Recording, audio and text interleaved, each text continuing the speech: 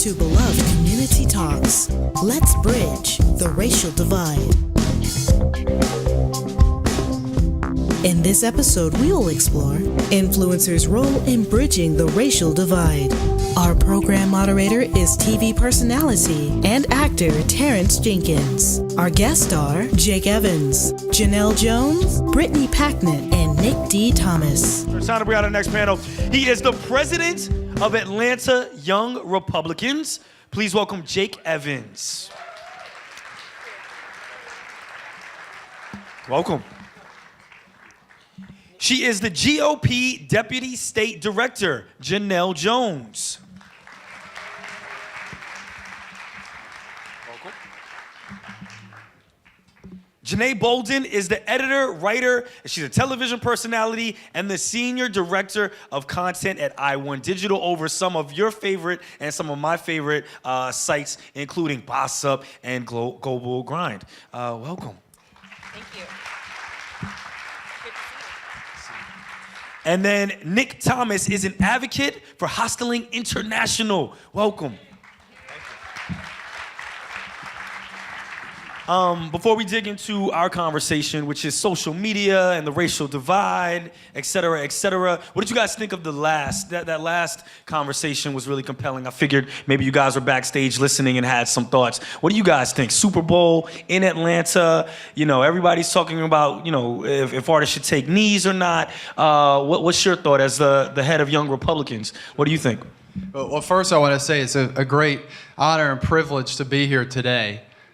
Growing up, Martin Luther King Jr. was always a role model to me, and the things and the manner in which he achieved the great things that he did, I think, is an inspiration to all of us. So for me to be here and celebrate the life of him is truly a great honor, and to have the difficult discussions that we're going to have to keep moving society forward is truly a humbling experience. I think the earlier panel was great. I missed the latter half because we had to go back. But I do say that having discussions like each of the individuals had and the comments they had is so important to growing as a community. It was Martin Luther King Jr. who said that really what divides humanity is the fact that we don't sit down, we don't talk, we don't learn from each other's experiences and the different perspectives that we all have. So coming together today on the important day that today really is and signifies, I think is so important. And I wish more people outside of this room continue to do that, because I think if everyone tried to make their 3 feet better and tried to force people who maybe otherwise wouldn't breach comfort zones to breach comfort zones, I think collectively we would make profound progress. And I'm trying to help do that in every way that I possibly can. Thank you. What do you think, Janelle? Yeah, so same here. Thank you for having me. I'm so honored to be a part of this panel. I was here last year and it was so good. So to be on the stage now is always an honor. But as it relates to the panel before, I remember listening to Dr. King when she stated that her father was a solutionist. And that stood out to me because when it comes to any particular issue, primarily focusing on the NFL, I think it's important to understand that we should not only look at the issue, but identify a proper solution. And that is something that is really important to me in my role. So I think the last panel was amazing. I think it started a good conversation that needs to continue happening. What are you thinking over there? I definitely agree with pretty much everything that everyone has said so far, especially what Jake had to say about us actually working on the problems and having, we're coming from so many different directions, and I think we see the divide so much, especially in the media, but I think that when individuals really sit down together, you really see that there's more, that we have more in common than you would think, and I think that has to happen more often. It's the only way that we'll ever get these problems solved. Absolutely. Thoughts? Yeah, I was thrilled to actually have us follow that panel, because I think one of the most interesting forms of diplomacy or figurehead leadership or higher conversations that aren't just politically charged is through sports. And I was backstage chatting with Chris about different times through history where sports has been used as a way to have these conversations and bring them forward, like baseball pre-World War II and ping pong diplomacy opening up China and so on. And he he brought us some amazing examples of that as well. But it's interesting because on one hand, there's certainly some negatives. But what better way to deal with those differences of opinion than having the game right here in this incredible city of Atlanta and being able to have those conversations around incredible people like Ambassador Andrew Young's a part of this. And he brought the Olympics here in '96. And now he's helping move these conversations forward. So this is a special opportunity for the city. And so that entire part of the conversation was a broad stroke. Specifically, do you guys think that the NFL should make some sort of stance, should make some sort of, not statement, but should they stand in front of everything that's been going on? Clearly, there's been a lot of racial divide this season in particular. Do you guys feel like it's the NFL's time, or do you guys feel like it's time for the play? Like, what are your thoughts on what exactly should happen? Anybody can jump in before we move on to the next piece of business. Well, I'll take that one.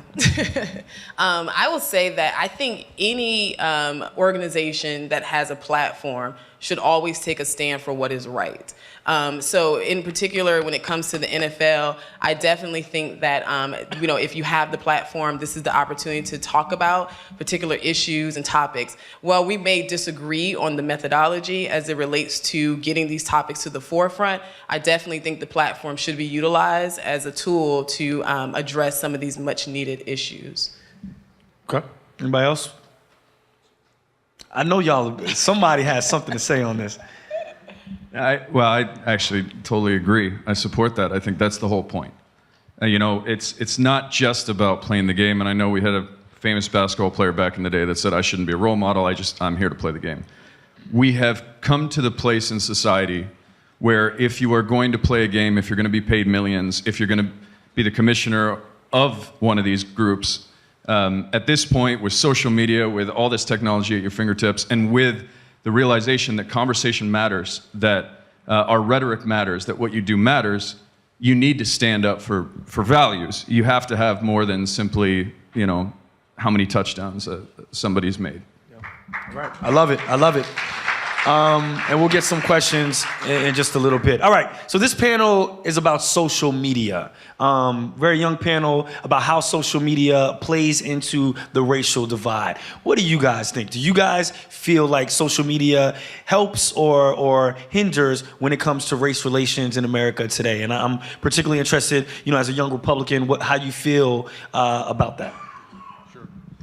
Well, I think in a way, we all can get a little emboldened behind our keyboard. And I'm a firm believer that there's no better way to learn about people, what they believe in and what they represent, than sitting down at their dinner table and talking to them. I tell candidates that all the time. The media can say one thing, social media can say another thing, but at the end of the day, whenever you sit down with someone and you learn about the values that are most important to them, you're going to see things in a new light and a new perspective, and it's going to enlighten everything you think and the way you view life. So social media can be dangerous in a lot of respects, because particularly with millennials and Gen X and Gen Y, they overemphasize what they read on social media while simultaneously forgetting that the person on the other side of the keyboard is a human being. And humanizing issues is very, very important. And I will tell you, frankly, even with the GOP, one of the biggest weaknesses, I think, with the Republican Party is they don't humanize issues and think in a compassionate way. And that's something that is very important. And I will tell you, as the president of the Atlanta Young Republicans, is something that we take to heart. We are the largest YR organization in the country. Last year, we won the National Large Chapter of the Year, the Georgia Young Republican Chapter of the Year, the Event of the Year, and I won the Man of the Year. And I think in a lot of ways, what we're building, and I tell our membership, is a movement. I think we are leading the charge and revolutionizing the Republican Party at a millennial level, because millennials think differently. We are the most diverse generation in American history. We grew up with people that look different than we look. We grew up with people who had different backgrounds, and as a result, I think we view life in a very different way. But we are trying, and Janelle is actually the VP of political affairs for the organization, and she's the brains behind the organization. But we are trying to make real change, create a movement, and do it, I don't want to say at the bottom up, but maybe at the youth level up. And we welcome the opportunity to do that. Absolutely. What attracted you to the party?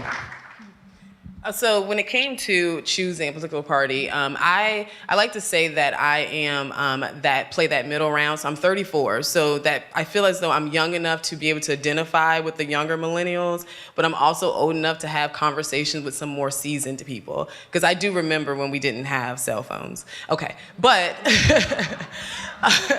so with that being said, what attracted me to the party was the influence and as well as the ability to stand with your moral values and ideologies. Now, I say that with the understanding that not in both cases, depending on whichever political party you are part of, I will say there are always people who do not represent the core values of that political party. So taking up the person out of it and looking primarily at what this organization or what the Republican Party stands for as it relates to personal responsibility, as it relates to smaller government, which I feel is what impacts my community. A lot of times I get a bad rep for being on the Republican side and being an African American. That is a topic that I am always engaged in. However, I feel as though for me it is my job, it is my purpose in life to make sure that I am representing my community on this side. I think that a lot of the policies that are related to, especially the smaller government, benefits our community in a large way. I believe that no one can govern your community better than those who are living in it and represent it, more so than on a national level. So that is something that definitely drew me to the party, and just the ability to stand for what I was taught and what I was raised in, and as well as the opportunity to be an influencer and a voice for my community. Got it. Janae, what do you think about the responsibility? I mean, you're a very powerful woman. Right. You have a lot of reach through your sites. What do you think about the responsibility of the press and of the media as it plays into racial divides? It's a difficult job for sure, and I think it's something that on a daily basis I have to really look at all sides of what's going on. But I kind of wanted to follow up on what Jake was saying about social media, because we have a president who tweets all the time, and he tweets non-factual things, and I think it becomes really important to look at these tweets and contest the facts and say this isn't the truth. There's a lot of mistruths that are spread through social media. So my job as the media is to correct some of these mistruths and put out what is actually going on. For one thing, I think the other thing that we haven't looked at enough is you talked about the humanity behind the keyboard. If you look at the last election and Facebook and what happened with that, it's not always a human that's behind the keyboard. So that's another reason why social media can be so dangerous. So I think that's really part of my responsibility as well, making sure that people are hearing the whole story, people are getting the truth, and that we have different types of media that we're looking at. We're not all looking just at Fox News. We're not all just looking at CNN. We're looking at international news sources, Al Jazeera, BBC. There's a lot of different places to get our news from, and we definitely look in those places as well. So.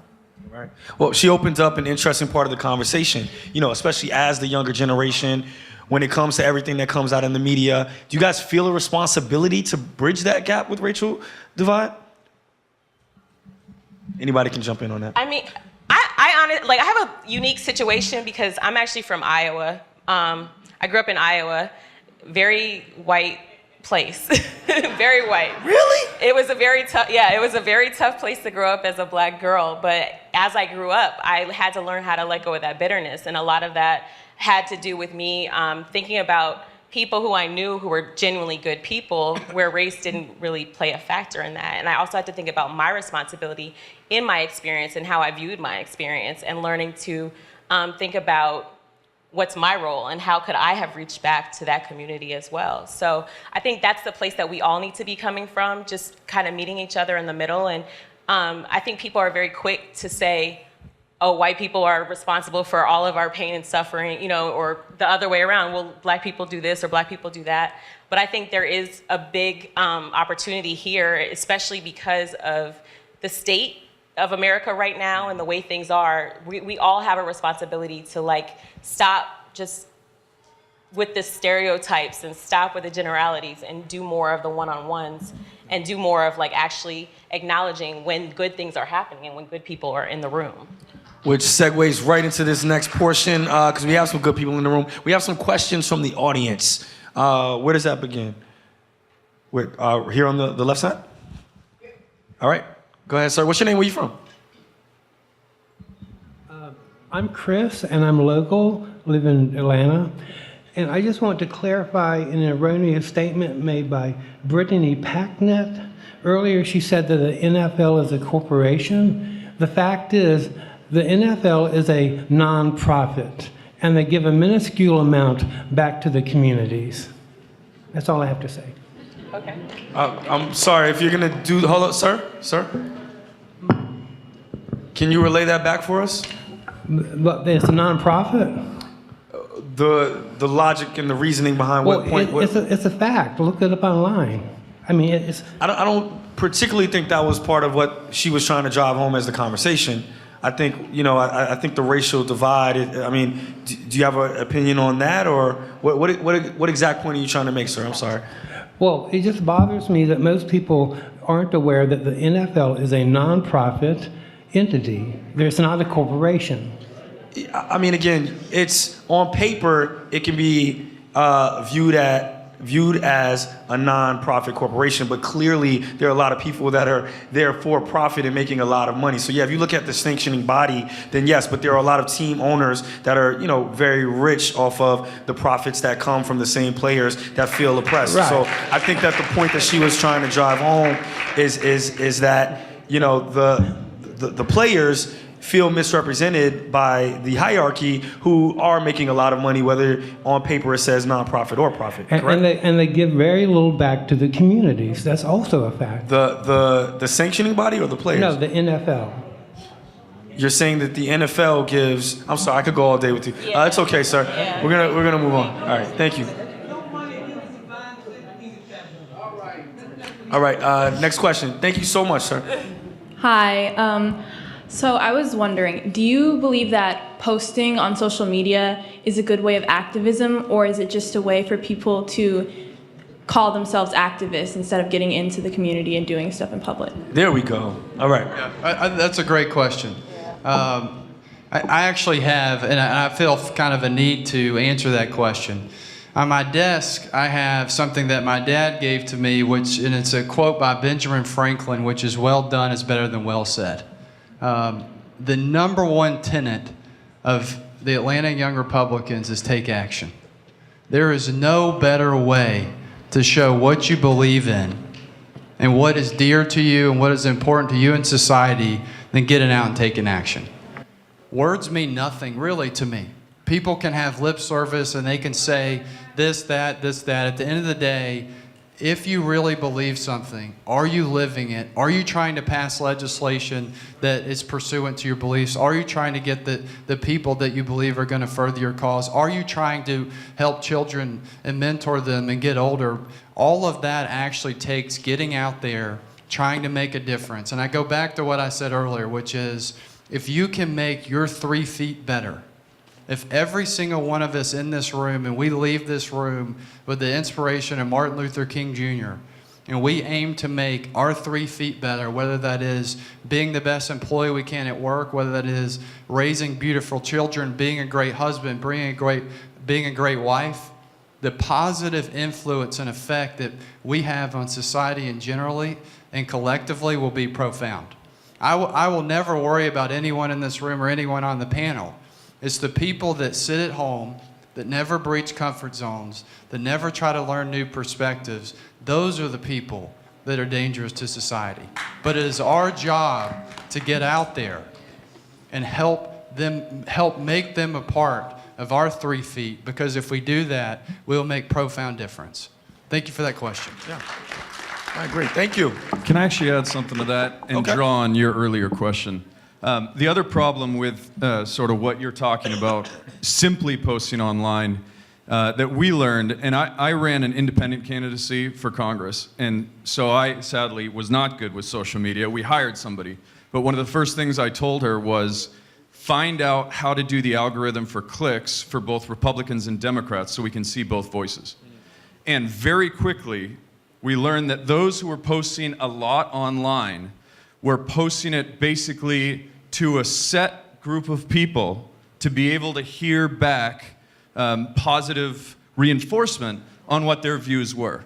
And so not only were a lot of these people not getting out in the community and not helping, not taking an active role, not meeting others around them, but they were also posting stuff just to feel better about themselves and their view and almost double down in these ideas, some which were right and some which were scary.